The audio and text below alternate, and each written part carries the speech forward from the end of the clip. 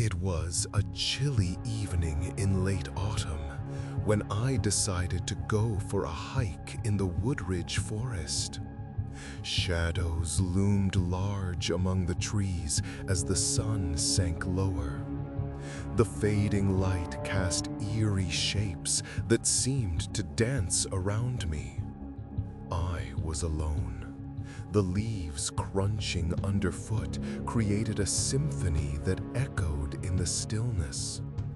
I only wanted a secluded spot to clear my mind, to breathe in the earthy scents of damp soil and decaying leaves. But as I walked deeper, unease began to wrap around me. I remembered the whispered warnings about this forest. Tales of missing persons, strange figures lurking in the underbrush, voices carried in the wind. Yet I brushed them off as superstition. My heart raced, but I pressed on. Soon I stumbled upon a clearing, a perfect place by a gnarled old oak. I sat down, closed my eyes, and tried to find peace amidst the rustling leaves. But it didn't last long. A strange noise broke the silence, a rustling just beyond the tree line. It was rhythmic, almost like footsteps. I squinted into the darkness, pulse quickening. "Hello?" I whispered, but no response came. The rustling grew louder. My instincts screamed at me to leave, but my feet felt rooted to the ground. Then I saw it, a shadow darting between the trees like smoke. Panic surged through me as I scrambled to my feet. That's when I heard it. Laughter. Soft, disembodied, close, yet impossibly far. With dread pooling in my stomach, I turned to run. But the path had shifted. The familiar way back had become a twisted maze. Branches reached out like skeletal fingers, clutching at my coat. The laughter grew louder, no longer playful, but mocking, whispering words I could not understand, words I felt in my bones. I spun around, desperate to see who was there, but the clearing was empty. The laughter still swirled around me, relentless. "It's just the wind," I muttered, but the fear in my chest told a different story. I forced deep breaths, trying to think clearly.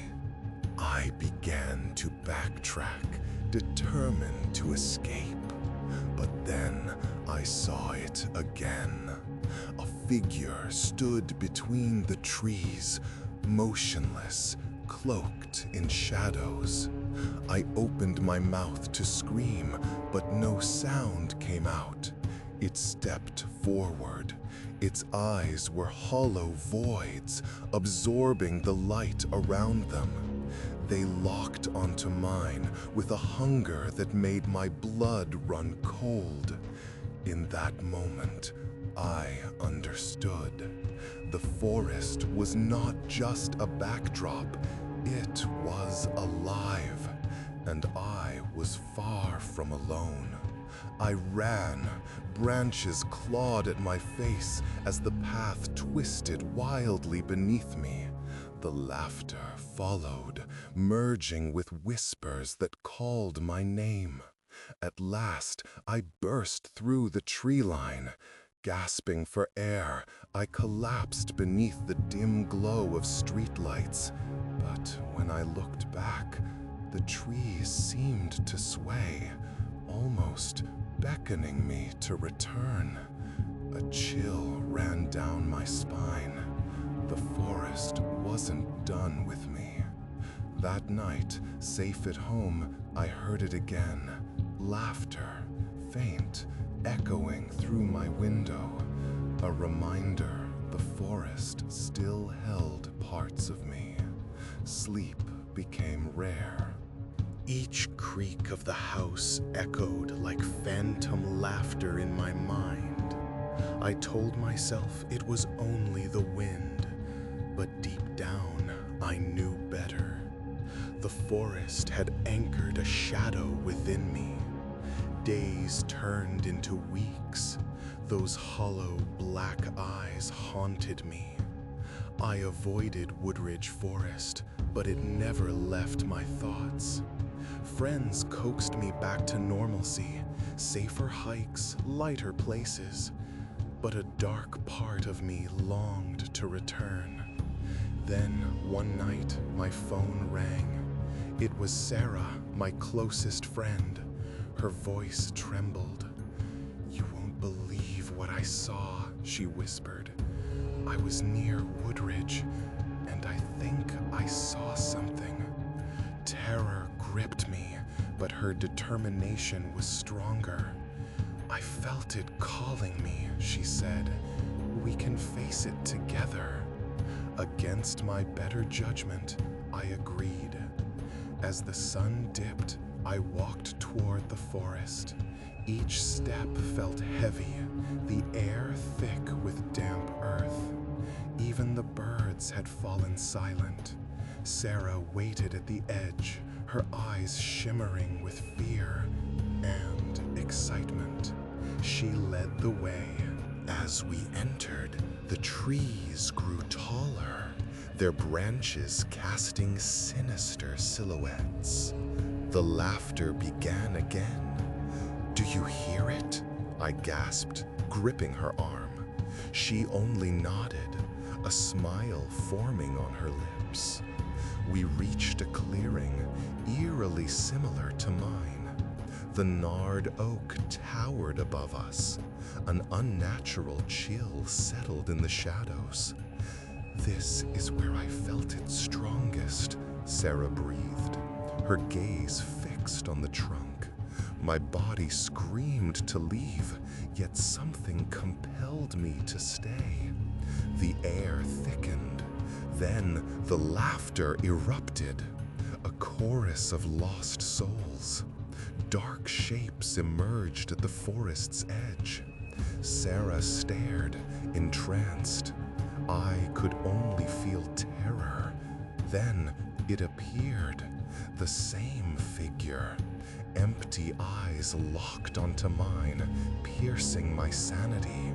It held out a skeletal hand, an invitation. Sarah smiled. "It wants to show us," she whispered. "No, don't!" I shouted, but it was too late. Shadows enveloped her, wrapping her in darkness. Her laughter mingled with theirs, a melody that twisted in my mind. I stumbled back, horrified, but I felt a presence behind me, cold, suffocating. Desperation fueled me. I turned and ran, branches ripping at my clothes. The laughter roared, chasing me through the trees. I burst free at last, collapsing under flickering streetlights. But when I looked back, shapes lingered at the tree line, watching, waiting. Days passed in guilt and terror. Sarah was gone. The forest had claimed her. Its presence grew inside me. I found myself drawn to the edge again and again. The laughter echoed in my mind at all hours. One evening, I gave in. I returned. The gnarled oak stood waiting, as if it had always known. The laughter welcomed me back, wrapping around me like a friend. Deeper and deeper I walked. Branches closed in, whispers filled my head. And then I understood. I was no longer fighting the darkness. I was part of it. My laughter joined theirs, merging into the night. The forest was alive, and now I was finally home.